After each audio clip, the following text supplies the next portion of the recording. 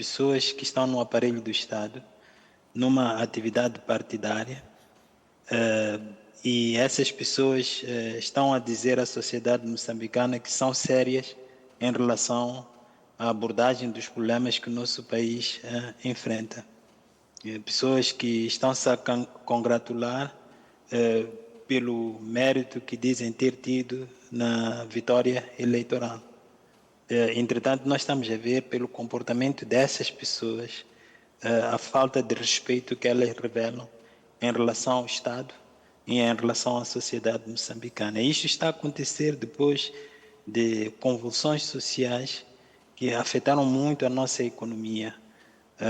E as pessoas que são responsáveis pela economia estão em 2 dias de semana, dias úteis de trabalho, a fazer trabalho partidário. Ok, em relação à questão que me colocou, eu gostaria de dizer que, quer dizer, não me diz assim muita coisa, pode ser que no momento de reorganização do próprio partido haja necessidade de maior concertação, porque, como a gente sabe, essas coisas dentro da Frelimo não são feitas no sentido democrático como nós o entendemos, nós os mais ingênuos, não é? É feito sempre de acordo com tipos de arranjos que eles encontram lá dentro. Se fosse um processo normal de eleição de pessoas, não haveria nenhum problema em compor essa comissão política, mas acho que estamos perante provavelmente os hábitos desse partido político. Portanto, não me diz assim muita coisa. Sim, olha, se as pessoas que estão lá fossem pessoas reformadas, fossem pessoas que só trabalham para o partido, que fossem pessoas que estão no setor privado, eu acho que não haveria nenhum problema. E se as pessoas que estão lá e que estão no setor, na função pública, tiverem descontado das suas férias para estarem lá, também não haveria nenhum problema. Mas eu e você sabemos que não é assim. Eu acho que isso é grave. Eu levantei a questão da situação econômica do país, mas isso para mim não é o mais importante. O mais importante é o respeito que nós devemos ter em relação às instituições do país, em relação à Constituição. O que eles estão a fazer hoje é trabalho partidário. E trabalho partidário deve ser feito fora das horas normais de trabalho para funcionários públicos. É verdade que isso significa muito trabalho para essas pessoas, mas fazem isso por vontade própria. Então, tem os fins de semana, tem a noite para fazer esse trabalho. E tem as férias também para fazer esse trabalho.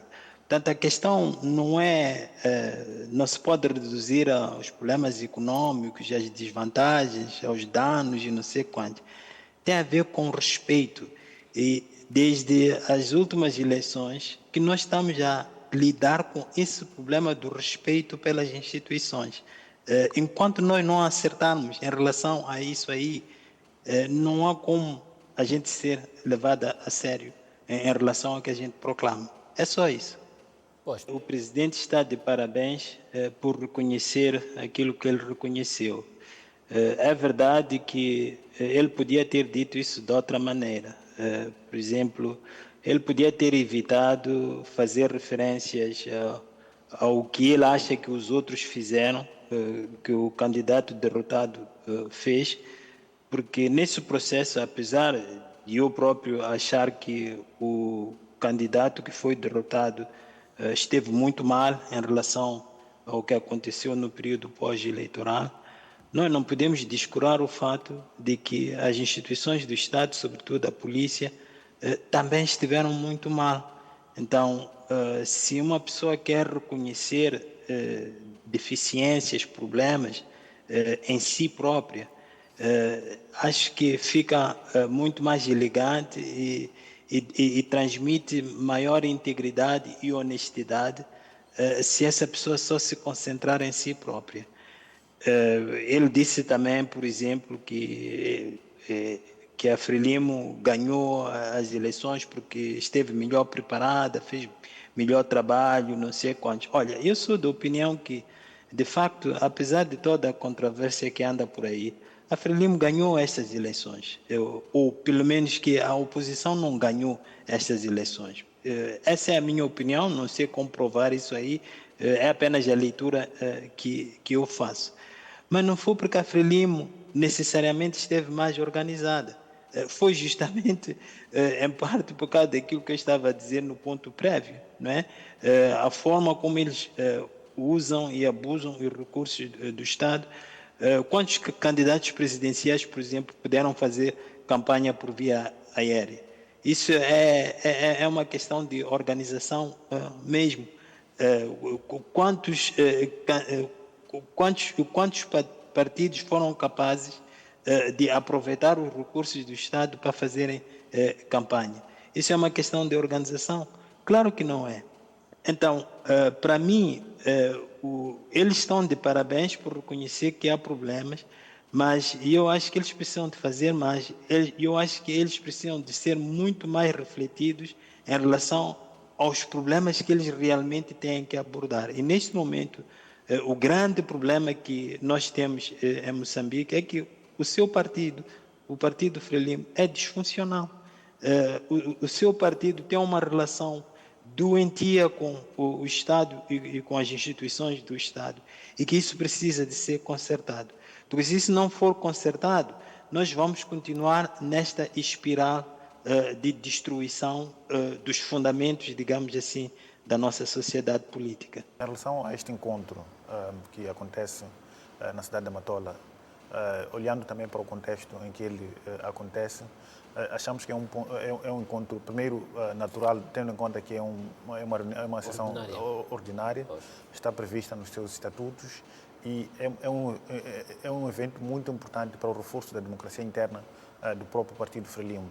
E achamos que, por este elemento de reforçar a democracia interna, em que os órgãos sociais, os órgãos do partido, no geral, funcionam normalmente exatamente como estão previstos nos próprios documentos normativos, e a Constituição, assim como a lei dos partidos políticos, insiste muito nessa questão de os partidos políticos serem democráticos internamente, para também poderem ser atores importantes na promoção da democracia fora do contexto partidário. Então, o fato deste partido estar a conseguir organizar eventos como este Comitê Central é um aspecto muito importante. Mas também olhando para o contexto em que o evento acontece, há que também destacar o fato de ser o primeiro encontro desta dimensão, ou ser o primeiro Comitê Central em que temos um novo presidente a nível do partido Frelimo, que na qualidade de presidente, o Daniel Chapo, participa deste encontro pela primeira vez como presidente do partido. Sim, da Frelimo, Partido Frelimo neste caso. E com um novo secretário-geral eleito na última sessão extraordinária. Penso que também são pontos importantes no sentido de ser a primeira vez que eles participam nesta dimensão, e poderá provavelmente dar alguma indicação sobre como é que eles pretendem dirigir o partido daqui para frente. Havia mencionado aqui uma questão que tem a ver com a eleição ou não de novos membros da Comissão Política. Provavelmente, se não está colocado aqui como agenda do partido, provavelmente o partido tenha entendido que não seja necessariamente prioritário neste momento, dentro daquilo que são as suas competências, avaliar e chegar a essa conclusão. E também temos uma situação diferente, porque provavelmente o partido tenha feito uma leitura, olhando, por exemplo, para a posição do Presidente da República, o Presidente do Partido e do Secretário-Geral. Primeiro porque o Secretário-Geral, o atual Presidente do Partido, antes era Secretário-Geral, e historicamente o partido pelo menos nos habituou a substituir o seu presidente mesmo antes do mandato. Agora, em relação a este órgão, que é a Comissão Política, não parece que seja um órgão que está fora do mandato, e mesmo historicamente não parece, provavelmente o partido não tenha sentido uma urgência em termos de substituição deste contexto. Pois. Mas também é importante que o partido tenha reconhecido que de facto precisa de refletir internamente sobre a sua democracia interna, sobre os problemas sociais que acontecem, o contexto político de instabilidade que seguiu às eleições de outubro de 2024 e também essa questão dos partidos, do partido estar também a pensar nas eleições de 2028, assim como 2029. Penso que é um ponto importante que os partidos políticos façam o seu trabalho político desde que que termina o ciclo anterior, que identifiquem ações práticas que possam contribuir para que este partido, do ponto de vista dos eleitores que estarão com idade eleitoral em 2028 e 2029, consigam ver este partido como uma alternativa viável para a governação e que os outros partidos também, é importante, comecem a fazer. Por acaso tem sido feita uma crítica em relação aos partidos políticos, quando muitas vezes têm dificuldades de fazer ação política, exatamente, ações políticas visíveis ao longo dos 4, 5 anos que separam os períodos eleitorais, e esta prática pensamos que é uma prática muito importante porque se o partido consegue se organizar olhando para essas eleições, significa que pode, se calhar, identificar formas de atuar que possam procurar responder àquilo que são as expectativas dos eleitores que estarão ativos em 2028, 2029 e nesta perspectiva, se conseguir vender essa imagem positiva, se preparar melhor para participar desses processos. Eu acho que o grande desafio que o Partido Frelimo enfrenta é o desafio da cultura política, a sua cultura política, e isso esteve evidente também nos excertos do discurso do presidente que vocês mostraram aqui, que circulam também pelas redes sociais. A primeira questão é a seguinte: ela tem a ver com o entendimento que o partido tem do seu lugar no país. Nós somos uma sociedade politicamente pluralista, pelo menos é isso que a nossa Constituição reconhece, e, portanto, já não serve aquele argumento de guia do povo moçambicano, que foi o princípio na base do qual se proclamou a independência em 1975. Estamos numa situação completamente diferente.